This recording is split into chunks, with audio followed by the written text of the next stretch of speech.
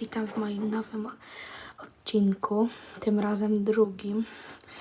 No i zachęcam do zostawienia łapki w górę oraz obserwacji. A ja już dalej nie przedłużam. No i proszę o uwagę.